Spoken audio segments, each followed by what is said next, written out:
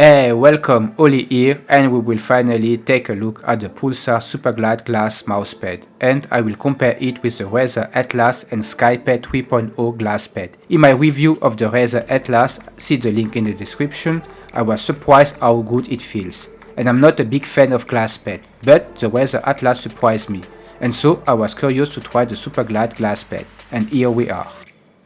The Superglide is good protected in the box. You have some notice on how to handle the glass pad. The only thing that disturbed me was that it smells very strong. It smells like strong plastic. After removing the protection film, it looks like it comes from the base, the silicone base. After a few hours, it doesn't smell strong anymore. The pad comes in two sizes. I have here the XL version with 490mm by 420mm, but it's also available in the L version and the XXL version that just released. Compared to the Razer Atlas and Skypad, Pulsar offer here the biggest glass surface. My Skypad here is a small version, but it's also available in a bigger size. The Razer Atlas is only available in this size. From the thickness, the Superglide is 4mm thick. It's exactly between the Skypad with 3.6mm and the Razer with 5mm. The Pulsar Superglide is also available in white and black color like the Skypad and Razer Atlas. All pads stick very good on the desk. I will say the Superglide sticks the best with a silicone base, but if you want to remove the pad from the desk, the Razer Atlas is the heaviest of all three glass pads. Regarding the surface and the feeling I have, the Skypad is definitely the fastest. It has almost no stopping power and no friction. In a long movement you feel also no resistance. The Razer Atlas on the other hand, it's more control oriented, so a bit slower, but still amazing fast. It's a glass pad, so don't think it's slow. And the Superglide for me was difficult to describe. It's definitely slower than the Skypad, but compared to the Razer Atlas it's very close.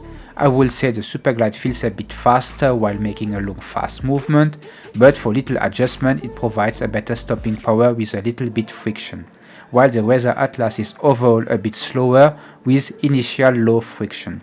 It's kind of a strange feeling, but this is how I would describe these three glass mousepads.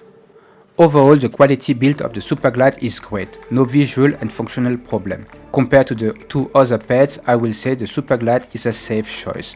But if you want absolute speed, the Skypad is the best option. If you are not sure or afraid of the speed but still want a fast pad, maybe the Razer Atlas is a good pad to try first. The Superglide is in a sweet spot between these two pads. I recommend using an arm sleeve if you want to buy a glass mousepad. If you have wet arms in summer, it may stick on the glass pad. All pads are available around the same price range, around 100 to 110 euros or dollars, in the bigger size. For me, the Razer Atlas and Pulsar Superglide feels more solid and stable on the desk. The Skypad has some visual issues and is less stable on the desk, but the Skypad is definitely the fastest of all three pads. They all work fine if you are looking for a fast, hard mousepad. At the end, I will say that I prefer the Superglide. I prefer the feeling of the surface compared to the Razer Atlas, and on top of that, it looks great. Skypad also offers some nice design in a limited edition.